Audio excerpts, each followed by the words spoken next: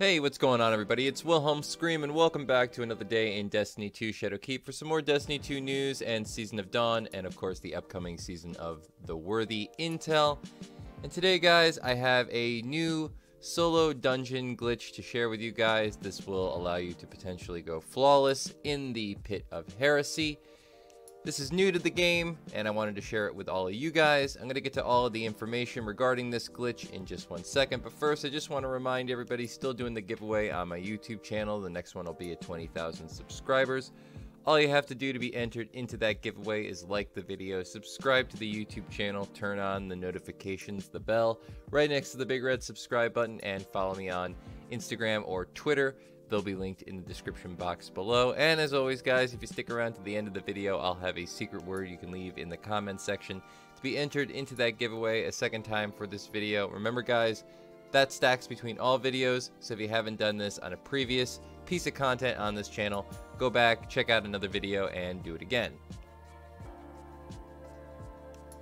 Alright, now on to the Pit of Heresy. Been around for a while, and there have been plenty of glitches in the past that would help you get a solo run or a flawless run if that was what you were going for.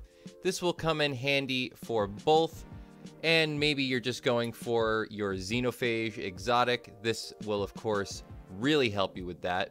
Pretty much the glitch to use when getting that exotic. And though this particular glitch that I'm going to be sharing with you today is sort of an augmentation of stuff that we have shown in the past on this channel, this is fairly new to the game within the past reset or within the past update. I'm not totally sure. But it hasn't been fixed as of yet. Certain ones that we used to use have been patched. But now let's get into it. So to start it off, the first room, now this is only going to be properly utilized if you are doing this with a group, but you can basically get through this crack in the wall behind that particular pillar on the right side of the initial room, all the way to the right. I believe it is the second highest red pillar. You'll know because there's a big crack in the wall behind it. Go into the crack, maneuver around through the bottom section off to the right, and you'll find yourself in this back room, or basically clipping point of the map. Make your way down till you see these kind of slabs of, well, squares. And then slowly into this section where you'll see these kind of red pillars. Don't fly too high, just kind of make your way down. There is a kill wall if you go up too far ahead of you or too high up. Make your way down through this crack onto that ledge if you'd like, but ultimately you can make your way right to the initial bridge and then to the door for this room. It's pretty easy, as I have shown in the past on this channel, and in real time this is probably the fastest way if you are going for a flawless run to get through that section, either on your own or with a team. If you are doing this with a team, obviously you'll need to have the people in the back actually doing that section of the dungeon, but one person can actually move up through the dungeon and make their way all the way to the ogre room. If you're going for the Xenophage, you can simply use this method to skip through the first encounter all the way to the ogre room, and you'll find that you don't actually have any ogres or any sort of death timer. So you can actually go to the Xenophage boss and just complete them solo without worrying about dying and having to restart it. You'll only be spawned to the outside of the room, and the damage that you've already done to the boss will still be on the boss. You can simply just wait him out. It's just a battle of attrition at that point. But if you're going for the actual dungeon, you'll want to make your way to this section that I'm showing you right now and kind of look towards this wall. Now you'll see there's kind of two grayed or darkened patterns on the wall, but you'll want to make your way to the bottom section. Just follow the exact point where I'm showing you right here.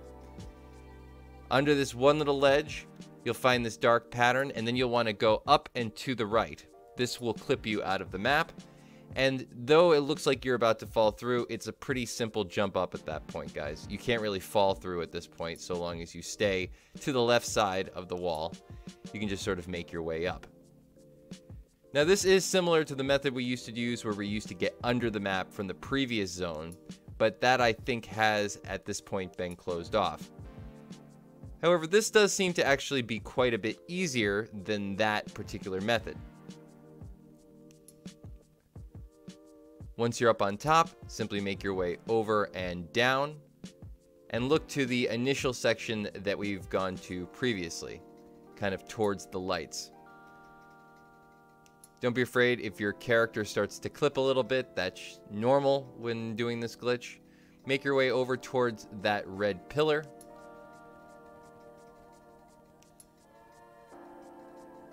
And at this point, if your teammates have gotten through the first section, you will actually be able to join teammates once you get to this section and bypass the ogres altogether. This is the room where you need to drop the 3 or 4 nodes, into the timer to essentially move into the next phase. Now there is another glitch that allows you to essentially drop more than 1 node in the timer, but that was of course patched. However, there is a new one out that seems to be even simpler than the original one. For those of you who use that glitch, what essentially you needed to do was, once you had one of the balls to drop in the timer to open the door, you needed to essentially go and kill another knight to get another ball, each time resulting in more enemies spawning.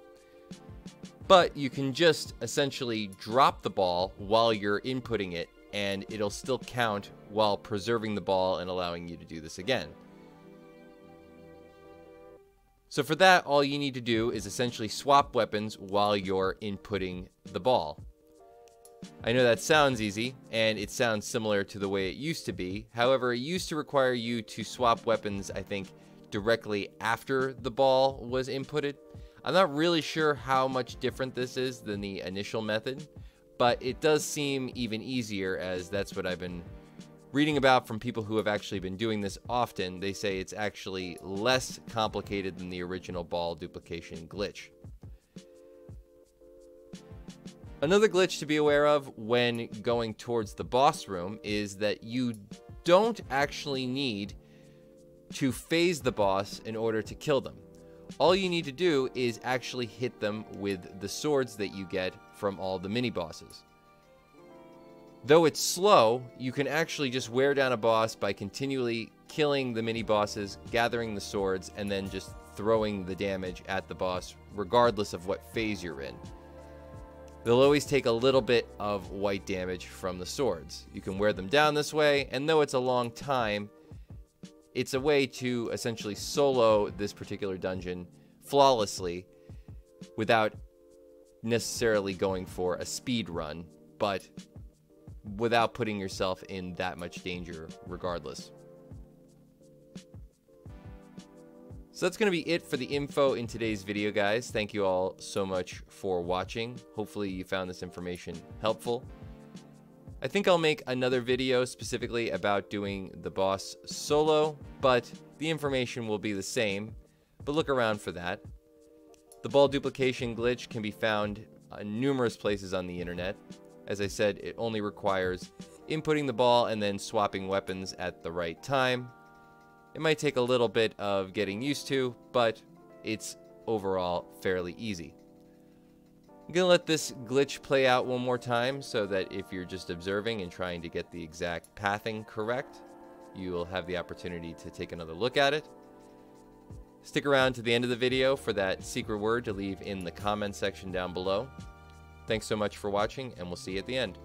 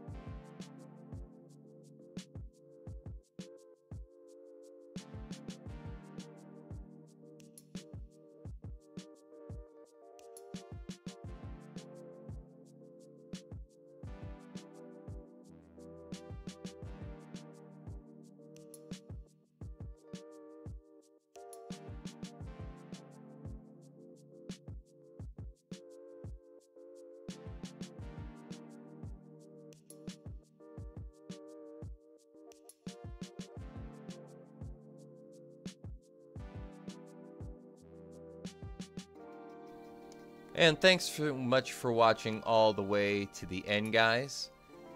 And for today's secret word for the comment section, leave heresy, because of course this has to do with the Pit of Heresy. You can see the connection. Leave that again in the comment section down below to be entered into that giveaway at 20,000 subscribers a second time for this video. And as always, guys, I am Wilhelm Scream. We will see you next time. Little.